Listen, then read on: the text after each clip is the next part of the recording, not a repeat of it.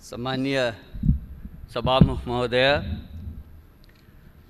हाम्रो जीवनकालकै र सम्भवतः मानव जातिको उत्पत्ति पछि पृथ्वीको यति ठुलो भूभागमा एकैसाथ प्रभाव पार्ने कोरोना महाव्याधिको प्रकोपबाट ज्यान गुमाउनुभएका विश्वभरिका 2,70,000 भन्दा बढी मानिसहरू र तीमध्ये विदेशमा हुने 80 भन्दा बढी नेपालीहरू सबैप्रति म हार्दिक श्रद्धाञ्जली व्यक्त गर्न चाहन्छु र यो महाव्याधिको क्रममा अग्रपंक्तिमा रहेर आफ्नो भूमिका निर्वाह गर्नुहुने स्वास्थ्यकर्मीहरू, सुरक्षाकर्मीहरू, सञ्चारकर्मीहरू, सफाईकर्मीहरू र खाद्यान्न लगायतका अत्यावश्यक वस्तु आपूर्ति गर्न अहोरात खट्ने सम्पूर्ण व्यक्तिहरूप्रति म हार्दिक सम्मान व्यक्त गर्न चाहन्छु, धन्यवाद भन्न चाहन्छु र यो नेपालमा पनि 45 दिनभन्दा बढी समयसम्म धैर्यतापूर्वक लकडाउन पालना गर्नुहुने सम्पूर्ण आदरणीय जनसमुदायहरूप्रति म सम्मान व्यक्त गर्न चाहन्छु। सम्मानीय सभामुख महोदय, यति बेला हामी अत्यन्त संवेदनशील क्षणमा छौँ। मानव जातिको अथवा कुनै पनि प्राणीको निम्ति आफ्नो प्राणभन्दा प्यारो चिज केही पनि हुँदैन। त्यसैले यो महामारीबाट हामीले आफ्नो जीवनको रक्षा कसरी गर्ने भन्ने प्रश्न नै यति बेला सबभन्दा महत्त्वपूर्ण प्रश्न हो। संयोगले भनौँ अथवा वातावरणीय अथवा प्रतिजन्य कारणले भन्यौँ, अहिलेसम्म हामीले नेपालमा त्यति धेरै ज्यान गुमाउनु परिरहेको अवस्था छैन। फेरि पनि यो कोरोनाबारे अझै वैज्ञानिक निष्कर्ष ननिस्किसकेको अवस्थामा यो कहिलेसम्म रहन्छ, यसले कति क्षति गर्छ भन्ने कुनै ठोस निष्कर्ष छैन। कतिपय विज्ञहरूका भनाइअनुसार यो केही तल झरे जस्तो हुन्छ र फेरि यो माथि आउँछ र फेरि झर्छ। यो क्रमले चाहिँ झन्डै 1.5-2 वर्ष पनि जान सक्छ भनिँदैछ। र नेपालकै सन्दर्भमा भनियो भने अहिले हामीसँग थोरै मात्रै सङ्क्रमितको सङ्ख्या देखिए पनि परीक्षणको सङ्ख्या हाम्रो अत्यन्त नगण्य छ। जबकि विश्वका थुप्रै देशहरूमा प्रति 10 लाख 30, 40, 50 हजारसम्मको परीक्षण गरिएको छ भने हिजोको तथ्याङ्कसम्म नेपालमा चाहिँ हामीले प्रति 10 लाख जम्मा 534 जनाको PCR विधिबाट परीक्षण गरेका छौँ, किनकि त्यो नै बढी भरपर्दो मानिएको छ। सुदूरपश्चिम प्रदेश जहाँ 1 लाखभन्दा बढी विदेशमा श्रम गरे नेपालीहरू आएको तथ्याङ्क छ, त्यहाँ आज मात्रै समाचार आएको छ त्यो परीक्षण किटको अभावमा त्यही पनि त्यो रोकिएको छ। त्यसैले हामी ढुक्क भएर बस्न सक्ने अवस्था छैन। कतिपय विज्ञहरूले भनेका छन् हामीले ठिक ढङ्गले परीक्षण गर्न नसकेको कारणले गर्दा यो सङ्क्रमितहरूको सङ्ख्या लुकेको पनि हुनसक्छ। त्यसो भएको हुनाले हामीले प्रोक्सी टेस्टको तरिकाले पनि हामीले अनुमान गर्नुपर्छ। अर्थात् प्रति महिना सम्बन्धित क्षेत्रमा मृत्युदर के थियो अथवा नेपालमा के थियो भन्नेको आधारमा पनि यो बिचमा बढ्यो कि घट्यो भन्ने तरिकाले पनि त्यसलाई पत्ता लगाउन अथवा अनुमान गर्न सकिँदो रहेछ। उदाहरणको निम्ति हालसालै इरान र टर्कीमा थोरै सङ्ख्या देखियो, उनीहरू ढुक्क भएर बसे, तर पछि वारवार ती थाहै नपाइकन धेरै मान्छेहरूको त्यहाँ मृत्यु भयो। पछि बुझ्दा तिनीहरू कोरोनाबाट तिनीहरूको मृत्यु भएको रहेछ। त्यसैले अरू तरिकाबाट पनि हामीले गर्नुपर्दछ र सरकार ढुक्क भएर बस्नु चाहिँ हुँदैन। तपाईँ हामी कोही पनि ढुक्क भएर बस्नु हुँदैन। र दुःखको कुरा यो गत मङ्सिरदेखि यो आउँदैछ भन्ने हामीले थाहा हुँदाहुँदै पनि हाम्रो तयारी कति कमजोर रहेछ त्यो हामी सबैले देख्यौँ। अहिले यति बेला आरोप प्रत्यारोप गर्नु शोभनीय हुँदैन, त्यो चाहना पनि छैन। तर यथार्थ तथ्यबारे चाहिँ हामी फेरि अवगत हुनैपर्छ। हामीले आफैले ढाँटेर बस्यौँ भने फेरि ठुलो क्षति हुने खतरा पनि रहन्छ। हामीले जुन सामान्य स्वास्थ्यका उपकरणहरू, सुरक्षा उपकरणहरू, अस्पताल लगायतको व्यवस्थापन जुन ढङ्गले हामीले गर्नुपर्थ्यो त्यो पुगेको रहेनछ भन्ने त हामीले देख्यौँ। त्यसैले त्यतापट्टि हामी गम्भीर बन्नै पर्छ। अब सरकारको तर्फबाट बोल्नु पर्दा त हामी सबै ठिक गऱ्यौँ, सब ठिकठाक छ भन्नै पर्छ औपचारिकताको निम्ति। तर हामीले आफ्नो ब्रह्मलाई सोध्यौँ भने ठिकठाक छैन। एउटा लकडाउन हामीले गर्नै पर्थ्यो सोसियल डिस्टेन्स मेन्टेन गर्नुको निम्ति, विश्वव्यापी मान्यता थियो, हामीले पनि गऱ्यौँ। तर हामी कसरी गरिरहेका छौँ? किनकि हामीसँग खुला सिमाना छ, 60 लाखभन्दा बढी नेपालीहरू विदेशमा छन्। त्यसो भएको हुनाले अरूले जे गर्छन् हामीले पनि त्यही गर्नुपर्ने हाम्रो बाध्यता छ। एउटा लकडाउन हामीले गरेका छौँ। अर्को हाम्रो सरकारले गरेको छ, हाम्रा विदेशका नागरिकहरूलाई भित्र नआऊ भने तिनलाई रोकेको छ, त्यो काम गरेको छ। त्योदेखि बाहेक अरू त्यति सन्तोषजनक ढङ्गले चित्त बुझाउने ठाउँ छैन। यसबारे चाहिँ सरकारको ध्यान पुग्नेछ भन्ने म विश्वास दिलाउन चाहन्छु। अब केही धेरै विस्तारमा नगइकन म अलिकति यही विषयमा कहाँ मात्रै ध्यानाकर्षण गर्न चाहन्छु भने एउटा हामी गम्भीर बन्नै पर्ने विषय, हाम्रा जुन विदेशमा श्रम गर्न बाध्यतावश श्रम गर्न गएका नागरिकहरूको ठुलो सङ्ख्या छ, उनीहरूको अत्यन्त विचल्लीको अवस्था छ। म सोसियल मिडियामा पनि सक्रिय हुन्छु। त्यसै गर्दा मलाई रातिसम्म कहिले माल्टाबाट फोन आउँछ, कहिले मध्य अमेरिकाबाट फोन आउँछ, कहिले मलेसियाबाट फोन आउँछ, कहिले भारतको गुजरात र गोवाहरूबाट फोन आउँछ। हामी अल्पत्र पऱ्यौँ। त्यहाँको सरकारले भन्छ तिमीहरू जाऊ, जस्तै गोवाको सरकारले अस्ति मात्रै सूचना जारी गरेर तिमीहरू हिँड यहाँबाट, हामी रेल ल्याउँछौँ, त्यहाँ बसेर तिमीहरू सिमानासम्म पुर्याइदिन्छौँ भनेको छ। तर हाम्रो सरकारले त्यसबारे चाहिँ ठोस निर्णय गर्न सकेको छैन। मैले त्यसलाई सेयर पनि गरेको थिएँ, सरकारले पक्कै पनि थाहा छ यो विषयमा। तर उनीहरू अहिले पनि अल्पत्र परेर बसेका छन्। आज मात्रै एउटा भिडियो भाइरल भएको छ, तपाईँहरू सबैले हेर्नुभएको होला। एकजना डाक्टरले सेयर गर्नुभएको भिडियोलाई मैले ट्विटरमा पनि सेयर गरेको थिएँ। त्यो सुनौँ, सबैले सुनौँ, हेरौँ एकचोटि। त्यसबाट पनि हाम्रो आत्मा पग्लिएन, आँखाबाट आँसु आएनन् भने हामीले आफैलाई सोध्नुपर्छ, हामी मानव हौँ कि होइनौँ? एउटा नेपालीले हात जोडेर भनिराखेको छ, कहाँ जाउँ, म जाने ठाउँ छैन, बस्न देऊ भनिराखेको छ। उसलाई त्यहाँ हप्काइएको छ, हामीले बोलेर आएको हो, तिमी आफै आऊ, तिमीलाई हामीले कसरी पाल्न सक्छौ, जान्छौ जाऊ भनिराखेको छ। ऊ बिचरा हात जोड्यो भने चाहिँ म कहाँ जाने ठाउँै छैन। यस्तो नेपालीहरूको यस्तो अवस्थामा हामीले सब ठिकठाक छ भनेर भन्न मिल्छ?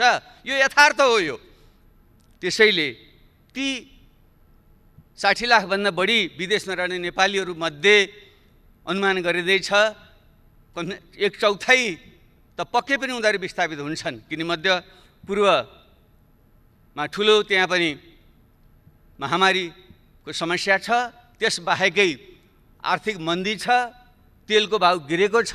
त्यो कारणले गर्दा रोजगारी गुमेर 15-20 लाख नेपाली यो वर्षभित्र नेपाल फर्कनेवाला छन्। र प्रत्येक वर्ष थपिने 5 लाख नेपाली युवाहरूको बेरोजगारी त्यहाँ थपिँदा तिनको व्यवस्था हामीले ठिक गर्न सकेनौँ भने के हुन्छ? त्यतापट्टि अहिले नै ध्यान दियोस् भन्ने म आग्रह गर्न चाहन्छु। तिमीहरू नआऊ भनेर सुख पाइँदैन। हाम्रो संविधानले भनेको छ कोही पनि नेपालीलाई देश निकाला गरिने छैन। यो त देश निकाला गरे जस्तो, नआऊ भन्नु त्यही हो नि। हाम्रो संविधानको धारा 45 त्यही भन्छ। उताबाट जाऊ भनेको छ, हामी नआऊ भनेका छौँ। त्यो हाम्रो आफ्नै अनागरिक बनाउने हामीले। त्यसले यो विषयमा गम्भीरतापूर्वक ध्यान दियोस् र जो बेरोजगार बनेर हाम्रो युवाहरू यहाँ आउँदैछन् तिनीहरूको व्यवस्था के गर्ने हो भन्ने विषयमा रातो दिन हामी लाग्नुपर्ने आवश्यकता छ। त्यतापट्टि ध्यान दियोस्। र यो बिचमा केही अरू पनि गम्भीर प्रकृतिका कमजोरीहरू भए। जो ज्याला मजदुरी गरेर खाने मान्छेहरू थिए, जो अस्थायी मजदुरी गर्ने मान्छेहरू थिए, तिनीहरूको सङ्ख्या भनिन्छ हाम्रो करिब 72 लाख त्यस्ता श्रमिकहरूमध्ये 60% अस्थायी प्रकृतिका श्रमिकहरू छन्।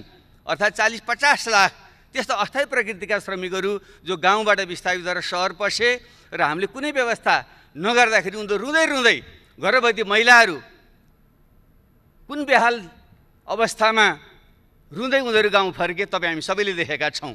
अनि के त्यतापट्टि हाम्रो कर्तव्य बन्दैन? सरकारको कर्तव्य बन्दैन? हामीले त्यसबारे के गर्यौँ? तिनीलाई सम्बन्धित ठाउँमै व्यवस्था गर्न सक्नु पर्थ्यो। नसके तिनीहरूलाई स्थानीय तहसँग समन्वय गरेर हामीले व्यवस्थापन गरेर पठाइदिनु पर्थ्यो। हामीले त्यो देखेँ, ठुलो हामीले हेरेर बस्यौँ। यहाँ विपन्न नागरिकहरू, अपाङ्गता भएका मानिसहरू, वृद्धहरू, अशक्तहरू, उनीहरूको निम्ति जुन हामीले सुरक्षा भत्ताको सामाजिक सुरक्षाको व्यवस्था गर्नु पर्थ्यो, गर्न सकेका थिएनौँ। तर यही बेलामा यति बेला हामीले गर्न सक्नु पर्थ्यो। कमसेकम हामी स्थानीय तह छ र अहिले स्कुल कलेजहरू बन्द छन्, शिक्षकहरू छुट्टीमा बसेका छन्, कम त्यसलाई मात्रै परिचालन गरेर सबै राजनीतिक दलहरू सर्वदलीय एउटा संयन्त्र बनाएर प्रत्येक टोलमा खटाउने हो भने अहिलेको सञ्चारको युगमा पैदलै हिँडेर जानु पनि पर्दैन, ठाउँमा पुग्नु पनि पर्दैन। हामीले तिनको यथार्थ तथ्याङ्क अभिलेखन गर्न सक्थ्यौँ र तिनीहरूलाई बैङ्क खाता खोलेर बैङ्क मार्फत चाहिँ ती प्रत्येक त्यस्ता विपन्न र अशक्त मानिसहरूको निम्ति घर घरमा चाहिँ हामीले चाहिँ मुद्रा ट्रान्सफर गर्न सक्थ्यौँ, पैसा पठाउन हामीले सक्थ्यौँ। त्यतापट्टि पनि हाम्रो ध्यान गएको छैन र यो समस्या सहजै हल हुनेवाला छैन। अर्कोतिर हामीले देखिरहेका छौँ जुन साना मध्यम व्यवसायहरू हुन्, खास गरी पर्यटन लगायतका क्षेत्रहरू उनीहरू बन्द छन्, श्रमिकहरूले ज्याला पाएका छैनन्। त्यो कसले दिने हो भन्ने विषयमा अलमल छ। उनीहरू हामी दिन सक्दैनौँ भनेका छन् र सरकारले खासै तिमीहरू आफै देऊ भनेको छ। अनि यसको चाहिँ हामीले छिटो व्यवस्था गऱ्यौँ भने के हुन्छ, अरू थुप्रै जुन स्थायी श्रमिकहरू हुन् ती पनि भोकमै मर्नुपर्ने अवस्था छ र ती हाम्रा साना उद्यमहरू जसले 80% देशभित्रको चाहिँ रोजगारी दिन्छन् र निर्यातयोग्य वस्तुहरू तयार गर्छन्, ती बन्द भयो भने भएको यतिको अर्थतन्त्र पनि झन् चौपट भएर जाने अवस्था छ। तिनलाई राहतको प्याकेज खालि अमूर्त ढङ्गले भनिएको छ, तर ठोस प्रकारको राहतको प्याकेज जो मौद्रिक र वित्तीय प्रकरणहरूको उपयोग गरेर तिनीहरूलाई पुँजी अनुदान दिने अथवा ब्याज र करहरूको छुट दिने लगायतले जुन व्यवस्था गर्नु सक्नु पर्थ्यो, जो श्रमिकहरूको ज्याला हो तिनको चाहिँ सके धनी देशमा त सबै सरकारले तिर्दिएको, जस्तै जर्मनीमा जो फ्याक्ट्रीहरू बन्द भएका छन् ती श्रमिकहरूलाई चाहिँ सरकारले जम्मै ज्याला तिरेको छ। ल हामीले त्यो सक्दैनथ्यौँ भने पनि त्यहाँ उद्यमी व्यवसायीहरूसँग तिमीहरूले 50% तिमीहरू तिर 50% सरकारले दिन्छ भनेर पनि त उनको पेट पाल्नु पर्थ्यो। तपाईँ हामीलाई लाज लाग्नु पर्दैन। हामीले पनि त लकडाउनको बेलामा हामीले सदन हाम्रो बन्द गरेर हामी बस्यौँ, तपाईँ हामीले चाहिँ पुरै तलब भत्ता हामी खाने, तर श्रमिकले चाहिँ नपाउने। अनि तपाईँ हामीले आफूलाई चाहिँ कम्युनिस्ट समाजवादी लोकतन्त्रवादी भन्न मिल्छ। त्यसले यस्ता संवेदनशील विषय बाँकी छन्, ध्यान पुगोस्। कृषि प्रधान देश यस्तो सङ्कटको बेलामा सबभन्दा ठुलो विषय भनेको खाद्य सुरक्षा हो। अहिले यसले हामीले सिकाउने सबभन्दा ठुलो पाठ, हामी आफ्ना कृषिजन्य वस्तुहरू, दुग्ध पदार्थहरू, फलफुलहरू हामीले उठाउन नसकेर, ल्याउन नसकेर, वितरण गर्न नसकेर त्यो कुहिएर बसेको छ र यता चाहिँ सहर बजारमा चाहिँ भाउ बढेर किनेर खाइसक्नु छैन। यसको व्यवस्था हामीले गर्न सक्दैनथ्यौँ भने यसमा पट्टि पनि हाम्रो ध्यान चाहिँ पुगेको छैन। उत्पादन, सङ्कलन, वितरणको चाहिँ हाम्रो नेटवर्क के रहेछ यो त राम्रैसँग उदाहरण अनि यसबाट पाठ सिकेर युद्धस्तरमा हामी लाग्नु पर्दैन, त्यतापट्टि हाम्रो ध्यान पुगिरहेको छैन।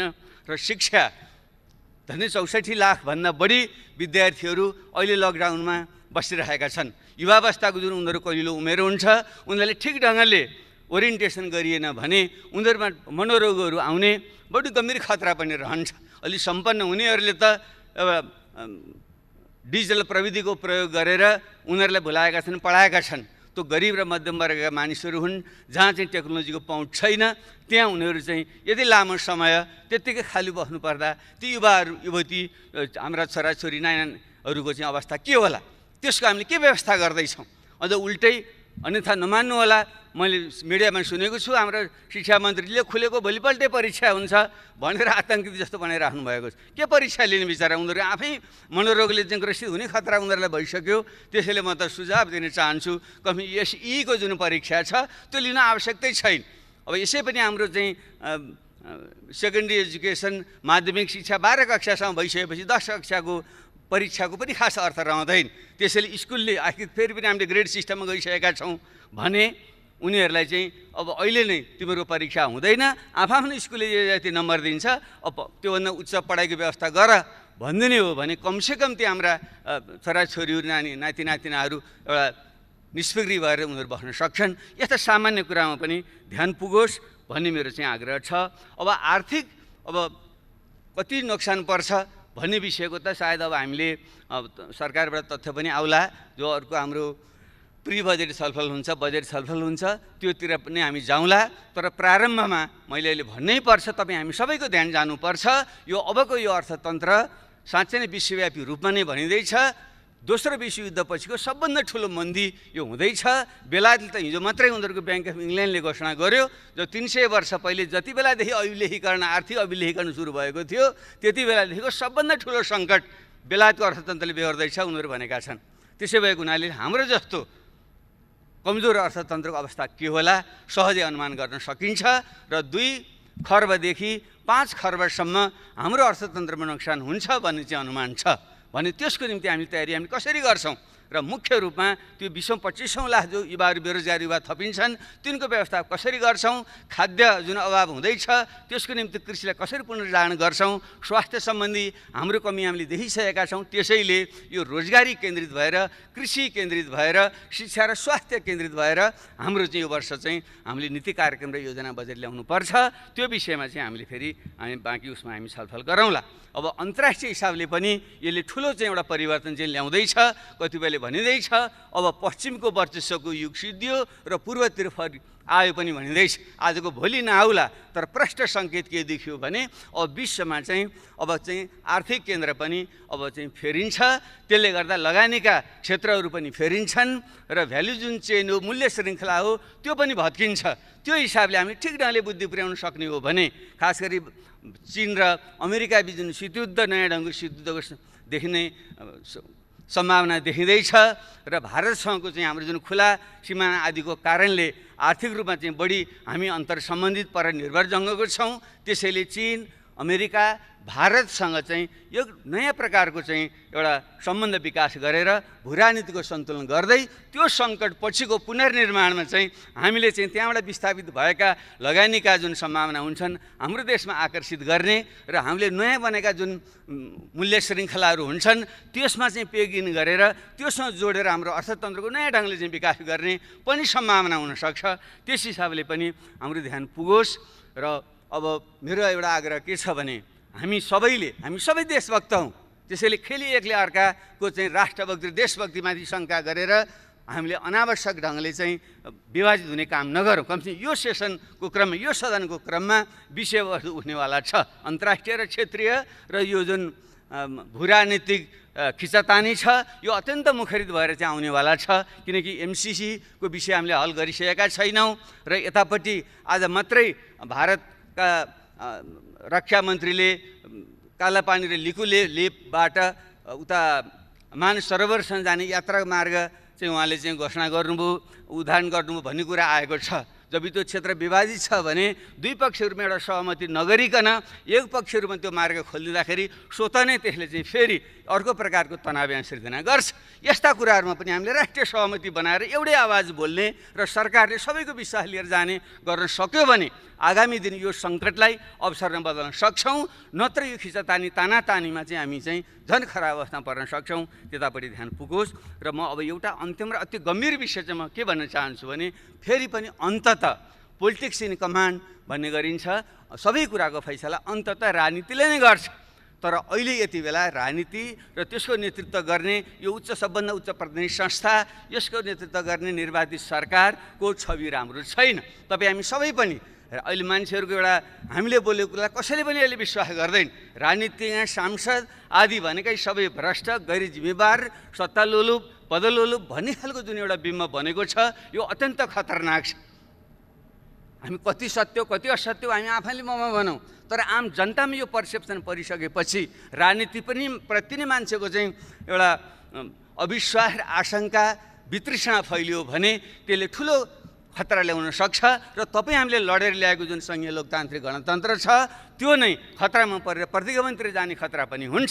त्यसो भएको हुनाले राजनीतिकलाई ठिक ट्र्याकमा कसरी ल्याउने त्यतापट्टि हामीले ध्यान दिनु जरुरी छ। तर यो बिचमा पूर्ववक्ता साथीहरूले पनि सङ्केत गरिसक्नुभयो र अत्यन्त गम्भीर प्रकृतिका घटना घटेकै हुन्। हामी यस्तो मानवीय प्रश्नमा केन्द्रित हुने बेलामा हाम्रो देशको चाहिँ प्रमुख कार्यकारी नेतृत्व, सरकारको नेतृत्व रातभर पार्टी फुटाउने षड्यन्त्र गरेर बस्छ र संवैधानिक अङ्गहरू कब्जा गरेर आफ्नै मनखुसीले संवैधानिक अङ्गहरूका नियुक्तिहरू गरेर एउटा निरङ्कुशतातिर देशलाई लान सक्छ भन्ने खालको जुन एउटा भाव पैदा भएको छ, जुन एउटा सोच विचार प्रवाह भएको छ, यो चाहिँ हाम्रो लोकतन्त्रको निम्ति शुभ सङ्केत होइन।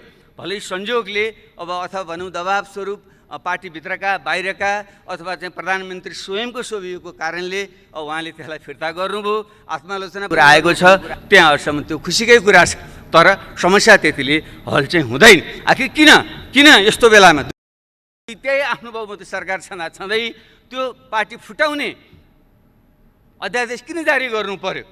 र संवैधानिक अङ्गमा हामीले ब्यालेन्स गर्नकै निम्ति भनेर हामीले त्यो चाहिँ एउटा निष्पक्ष रहोस् भनेर प्रमुख प्रतिपक्षी नेता लगायतको उपस्थितिमा भयो भने मात्रै त्यो स्वतन्त्र निष्पक्ष रहन्छ भनेर सल्लाह गरेर हामीले राखेको हो नि भने त्यसलाई भत्काउने पनि किन काम भयो भने यसले एउटा ठुलो अनिष्टको सङ्केत गर्छ।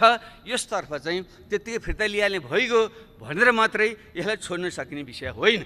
जबकि यदि अध्यादेश मार्फतै ऐन कानुन सम्बन्धन गर्नु थियो भने त अरू ठुला मुद्दा थिएनन्। शान्ति प्रक्रियाको त्यति ठुलो भाग टिआरसी र बेपत्ता आयोग जस्ता महत्त्वपूर्ण विषय अझै टुङ्गिया छैनन्। भर्खरै भन्नु अब पनि बल्ल त्यसबारे सहमति र विधेयक आउँछ कि भन्ने कुरा भइरहेको 13 वर्ष भइसक्यो 6 महिनाभित्र हल गर्ने भनेको कुरालाई हामीले हल गर्न नसक्ने त्यसमा सहमति गरेर अध्यादेश ल्याउन सकिँदैन थियो। म त त्यो अपेक्षा गरिरहेको थिएँ। टिआरसी र बेपत्ता आयोगलाई छिटो सम्पन्न गर्ने पुरा गर्ने ढङ्गले आइदिएको भए हामी सबैले चाहिँ त्यसलाई स्वागत गर्थ्यौँ। त्यसरी नै संवैधानिक आयोगलाई अझै जुन हाम्रो चाहिँ अङ्गहरू कमजोर भएका छन् तिनलाई बलियो बनाउनुको निम्ति अझ जनलोकपालै ल्याउँ भन्ने गरेर चाहिँ एउटा अध्यादेश ल्याउनु खोजेको भए हामी सबैले समर्थन गर्थ्यौँ। अनि यो देशका मधेसी थारू आदिवासी जनजाति लगायतले यो संहिता पहिचानमा आधारित भएन, सही अर्थको यो संहिता भएन, एउटा प्रशासनिक संहिता भयो भन्ने जुन आवाज उठाइरहेका छन् र शासकीय स्वरूपबारे हामी सबैले यो अपूर्ण छ, निर्वाचन प्रणाली अपूर्ण छ, महिलाहरूबाट नागरिकता दिने अधिकार अपूर्ण छ भनिरहेका छौँ भने त्यसलाई संशोधन गर्नको निम्ति ल्याइदिएको भए के हुन्थ्यो? हामी सबैले 100% हाम्रो सहमतिबाट जान सक्थ्यौँ। त्यसैले यसरी जुन एउटा उल्टो दिशातिर जुन राजनीति प्रभाव हुन खोजेको छ यो अत्यन्त गम्भीर छ र यसलाई विशेष ढङ्गले ध्यान दियोस् भन्ने म आग्रह गर्न चाहन्छु। अब यसैमा अझै अझै पार्टी फुटाउने विधेयक बेठी त छँदै थियो र एउटा पार्टीलाई फुटाउनुको निम्ति ल्याइयो भनेर प्रधानमन्त्री स्वयंले आफ्नो पार्टीको बैठकमा भन्नुभयो भन्ने जुन अखबारमा आएको छ त्यो बन्यो भने ठुलो नैतिक प्रश्न भएन, ठुलो नैतिक प्रश्न भयो नि। एउटा देशको प्रधानमन्त्री सबैको अभिभावक हो, यो लोकतन्त्रको रक्षक हो नि, प्रमुख रक्षक। यदि उसैले अर्को पार्टी फुटाउनलाई मैले यो अध्यक्ष ल्याएँ भन्नुभएको हो भने त गम्भीर प्रश्न हो नि। त्यहाँदेखि यो नैतिकताको विषय भन्दैन।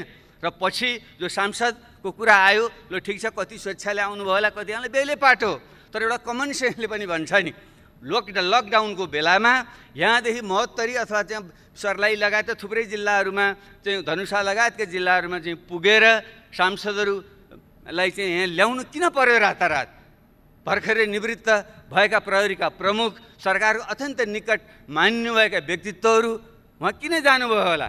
न उहाँको कुनै नातागोता छ, न कुनै बिहाबारी छ, न मर्नु पर्नु छ, त्यहाँ किन जानुभयो होला उहाँ? ल राति किन ल्याउनु भयो होला? यो कमन सेन्स कुरा होइन।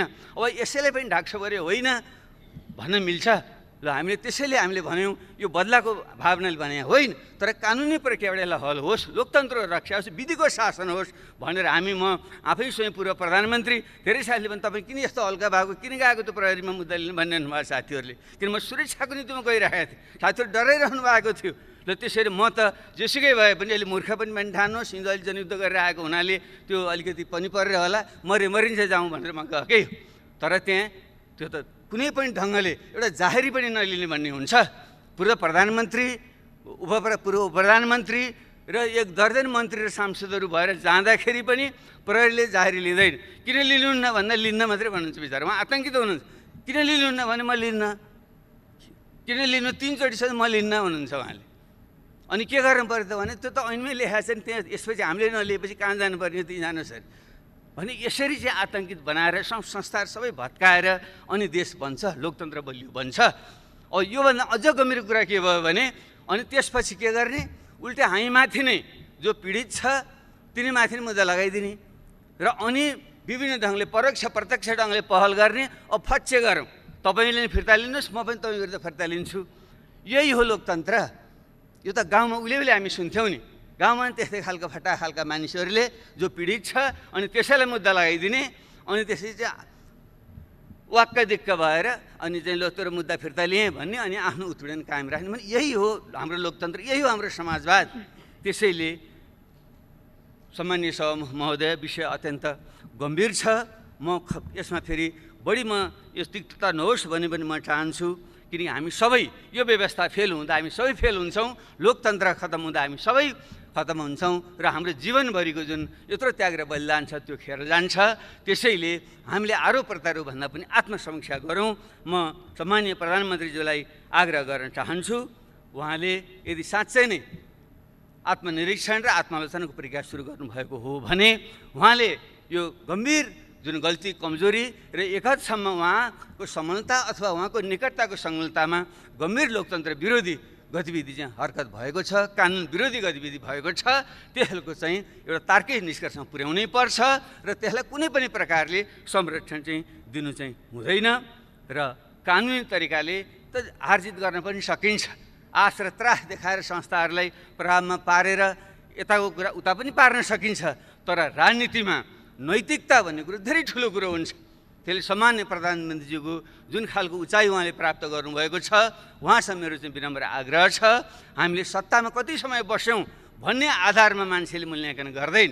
यो देशमा धेरै 38जना प्रधानमन्त्री भइसके कसो सम्झना गर्छ मान्छेले? बिपी कोइराला एकाजनाको मान्छेले सम्झना गर्छ, अरू धेरैको त नाम पनि आउँदैन। म पनि प्रधानमन्त्री भइटो बोलेको मान्छे, मलाई थाहा छैन कति बेलासम्म मान्छेले सम्झन्छन्।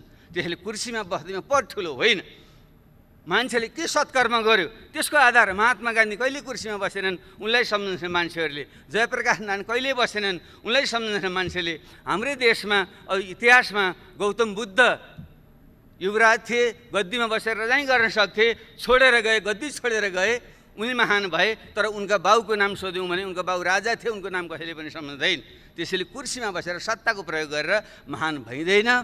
त्यसैले नैतिक आचरण ठुलो हुन्छ। यस निम्ति मेरो सम्मानीय प्रधानमन्त्रीसँग आग्रह छ, तपाईँ जुन उचाइमा पुग्नु भएको छ त्यही रहनुहोस् र तपाईँले अनावश्यक ढङ्गले यस्ता प्रकारको गतिमा संलग्न हुँदा तपाईँले आफैमाथि पनि अन्याय भएको छ। तपाईँ रोगले जीर्ण भएको शरीरलाई तपाईँले चाहिँ आराम दिनुपर्छ र यो लोकतन्त्रलाई बचाएर तपाईँ आफ्नै एउटा छविलाई पनि बचाएर अगाडि बढ्नको निम्ति तपाईँले राजीनामा दिनु नै उपयुक्त हुन्छ। त्यो नै एउटा उचित निकास हुन्छ र त्यसले नै समाजलाई, देशलाई अगाडि बढाउन सक्छ र तपाईँको उचाइ पनि कायम रहन्छ, लोकतन्त्र सुनिश्चित हुन्छ र देशले नयाँ दिशा पक्रिन सक्छ। मेरो उहाँसँग विनम्र आग्रह छ, प्रश्न उठ्छ, उहाँपछि विकल्प के हुन्छ भन्ने छ। यो मेरो निजी विचार हो, मेरो एउटा निजी विचार हो। हामी पूर्व प्रधानमन्त्रीहरू सबैले हामीले कुनै पनि प्रकारको इच्छा आकाङ्क्षा नराखौँ, हामी दावेदार नबनौँ, हामीले चाहिँ दिशानिर्देश गरौँ, सहयोगको भावना गरौँ। राजनीतिबाट अलग हिँड्ने सन्यास लिने भने होइन, राजनीति महत्त्वपूर्ण विषय हो। देशको सम्पूर्ण समाजको त्यसलाई नेतृत्व गर्ने भनेको राजनीतिले हो। त्यसले राजनीतिबाट सन्यास लिएर सुख पाइँदैन। यसमा त असल मान्छेहरू, सक्षम मान्छे ल्याउनुपर्छ। तर हामी 60-65 उमेर नाइसकेका मान्छेहरूले लोभ नगरेर अब प्रत्यक्ष कार्यकारी भूमिकामा हामी नरहने अथवा प्रधानमन्त्रीको दावेदार हामी नबन्ने र हामीले अरूलाई सघाउने, नयाँ पुस्तालाई अगाडि ल्याउने, पुस्तान्तरण गर्ने दिशातिर हामी गयौँ भने देशले निकास पाउँछ, राजनीतिक निकास पाउँछ, लोकतन्त्र सुनिश्चित हुन्छ। मलाई यही बाटो नै उपयुक्त लाग्छ र यस सन्दर्भमा पूर्ववक्ता साईले थोरै सङ्केत गर्नुभयो। अब हामीले हिमाल, पहाड, तराई, मधेसलाई जोडेर देशको राष्ट्रिय एकता सुदृढ गर्दै देशलाई सुशासन समृद्धिको दिशामा लिएर जाने हो भने एउटा बहुदलीय लोकतन्त्रभित्र प्रतिस्पर्धाको सँगसँगै न्यूनतम कुराहरूमा चाहिँ राष्ट्रिय सहमति गर्ने ढङ्गले एउटा बिपी कोइरालाले पनि हुन त कुन परिवेशमा भन्नुभयो, राजासँगै मेलमिलाप त उपयुक्त मलाई लाग्दैन, तैपनि हामी एउटा राष्ट्रिय विषयमा एक हौँ भन्ने जुन उहाँले कुरा राख्नुभएको थियो। त्यसैले बिपी कोइराला, पुष्पलाल, रामराजा प्रसाद सिंह उहाँहरूको जुन हामीले सम्मान गर्छौँ, उहाँ कुनै ठुला पदमा धेरै समय बसेर होइन। बिपी पनि त 18 महिना बस्नुभयो, पुष्पलाल कहिले पनि सत्तामा बस्नु भएन, रामराजा प्रसाद सिंह पनि त्यो एकचोटि राष्ट्रिय पञ्चायतमा स्नातकबाट निर्वाचित हुनु बाहेक उहाँ पनि कहिले पनि सत्तामा चाहिँ कहिले पनि रहनु भएन। तैपनि हामीले सम्मान गर्छौँ। त्यसो भएको हुनाले उहाँको स्पिरिटलाई हामीले कदर गर्दै काङ्ग्रेस, कम्युनिस्ट, समाजवादी र पहिचानवादी सब शक्तिहरूको बिचमा एउटा राष्ट्रिय मिलमिलाप कायम गर्नको निम्ति नयाँ ढङ्गले अगाडि बढौँ र त्यसै क्रममा नै अहिले हामीले जनता समाजवादी पार्टी निर्माण हामीले गरेका छौँ। एउटा राम्रो लोकतान्त्रिक स्पेस तयार होस् भन्ने चाहिँ हाम्रो चाहिँ आग्रह छ। हाम्रो कुनै पनि अवस्थामा तपाईँहरूसँग यो सरकार गिरोस् र फेरि हामीले चाहिँ च्याखे थापेर सरकारमा जाउँ भन्ने हाम्रो कुनै पनि हाम्रो मनसा छैन, हुन सक्दैन। र तपाईँहरूले नेतृत्व परिवर्तन गरेर ठिक ढङ्गले चाहिँ आफ्नै पार्टीका असल मान्छेलाई अगाडि बढाउनुहोस्। 5 वर्षलाई चाहिँ तपाईँहरूले चाहिँ जनताले जनादेश दिएका छन्। हाम्रो त्यहाँ कुनै पनि खालको दाबी हाम्रो चाहिँ हुँदैन, तर एउटा राष्ट्रिय मेलमिलाप, महत्त्वपूर्ण राष्ट्रिय मुद्दामा चाहिँ मेलमिलाप कायम गरेर अगाडि जाउँ। त्यसको निम्ति हामीले जुन रेशम चौधरी एउटा थारूहट आन्दोलनका एउटा बिम्ब प्रतीक हुनुहुन्छ, उहाँलाई जेलमा राख्नु उपयुक्त छैन। हिजो झापा आन्दोलनको क्रममा हाम्रै प्रधानमन्त्रीजी 14 वर्ष बस्नुभयो, माओवादी जनयुद्धको क्रममा थुप्रै मान्छेहरू बस्नुभयो र काङ्ग्रेसकै साथीहरू थुप्रै बखत जेलमा पनि बस्नुभयो। तर राजनीतिक मुद्दा भएको कारणले अन्ततः हामीले ती मुद्दाहरू हामीले खारेज गरेका थियौँ, फिर्ता लिएका थियौँ। त्यसले रेशम चौधरीको मुद्दा पनि त्यो थरूट आन्दोलनको, थारू विद्रोहको क्रममा भएको घटना हो, दुःखदै घटना हो, धेरै मान्छे ज्यान राम्रो होइन। त्यसलाई हामीले फिर्ता लियौँ भने ठुलो एउटा थारू समुदाय जोडिन पुग्छ। त्यसरी नेत्रविक्रम चन्दको समूह जो माओवादी आन्दोलनकै एउटा चाहिँ रेडिकल विङ त्यो थियो र अगाडि जुन बढेको छ, भलै त्यो बाटो ठिक छैन, त्यो सफल पनि हुँदैन, तर उनीहरू पनि यो कोरोनाको यस्तो अस्तव्यस्त भएको बेलामा उनीहरूलाई पनि आउने एउटा निकास चाहिँ दिँदा राम्रै हुन्छ। त्यसैले उनलाई पनि एउटा जनरल एमनेस्टी क्षमादान दिएर उनीहरूलाई पनि खुला गरिँदा हुन्छ। भर्खर अस्ति मात्रै सुने अनिल बिरै, हामी सबैले चिन्छौँ, राम्रो चाहिँ साहित्यकार कलाकार खट्ने मान्छे हुन्, उनी घाइते थियो, उपचार गराउँदै थिए चितवनमा, उनलाई चाहिँ गिरफ्तार गरेर राखियो भने मैले सुने। यस्तो प्रकारको गतिविधि गरेर राम्रो चाहिँ हुँदैन। खास गरी हाम्रो पूर्व माओवादी साथीहरू नै अहिले चाहिँ सत्तामा हुनुहुन्छ, गृहमन्त्री हुनुहुन्छ, उहाँलाई व्यक्तिगत रूपमा पनि चिन्नुहुन्छ। त्यसैले त्यो एउटा माहौल बनाउँदा उपयुक्त हुन्छ र त्यसरी सानातिना मुद्दा लाएर सांसदहरूलाई पनि फसाइदिने र चाहिँ यो निलम्बनमा राख्ने जुन प्रवृत्ति छ त्यो पनि उपयुक्त भएन। कि त छिटो मुद्दा चलाएर फैसला गरिदिनु पर्यो। कुनै ठाउँबाट सांसद निर्वाचित भएर आएको छ, विविध कारणले चाहिँ मुद्दा चाहिँ दायर हुन्छ, मुद्दा दायर हुने बित्तिकै चाहिँ सांसद चाहिँ निलम्बन भएपछि अनि त्यो क्षेत्रको प्रतिनिधित्व के हुन्छ अरू विषयमा जान्दिनँ। अब हरिनारायण रौनियार अहिले हाम्रो समाजवादी पार्टीकै तर्फबाट सांसद हुनुहुन्थ्यो, भलै चाहिँ अहिले उहाँको कन्स्ट्रक्सन कम्पनीको चाहिँ छवि त्यति राम्रो चाहिँ छैन र त्यसबारे हामीले उहाँलाई कुनै पनि ढाकछोप गर्नु पनि छैन। तर निलम्बन गर्ने तर 1.5 वर्ष भइसक्यो, त्यो प्रक्रिया अगाडि पनि बढ्दैन, तर त्यो क्षेत्र त प्रतिबिम्बित भयो नि। त्यसले यस्तो विषयमा पनि हामीले सोध्यो यसको निकास के हो, यो विषयमा पनि यसको अर्थ चाहिँ दण्डहीनतालाई प्रश्न दिन भन्न खोजेको होइन, तर जनप्रतिनिधिलाई चाहिँ तपाईँले एउटा निष्कर्ष नपुर्याइकन निलम्बन गरेर राखिदिनु भयो भने त्यसको मार त जनतालाई पर्ने भयो नि, त्यो क्षेत्रका जनतालाई। यसको निकास खोज्नेतिर पनि हामी जाउँ। यी ढङ्गले चाहिँ हामीले सोध्न सक्यौँ भने हामीले यो सदन जुन हाम्रो छ बजेट अधिवेशन पनि हामीले भन्छौँ, यस क्रममा चाहिँ गहन ढङ्गले छलफल गरेर अगाडि जान सक्दा देशले चाहिँ निकास पाउँछ। त्यसैले अब बल हाम्रो सम्मानीय प्रधानमन्त्रीजीकै कोर्टमा छ र उहाँले नै यसबारेमा सोचेर उचित निर्णय लिनुहुनेछ भनिन्छ। शिखर चढ्न सजिलो हुन्छ तर शिखरमा टिक्न गाह्रो हुन्छ। उहाँले शिखरमा हुनुहुन्छ, कसरी त्यहाँ टिक्ने हो उहाँले सोध्नुहुनेछ। हामीले त सुझाव दिने हो, किनकि घोडालाई खोलासम्म लान सकिन्छ, पानी पियाउन सकिँदैन। विज्ञ सुखी अधिकम। धन्यवाद।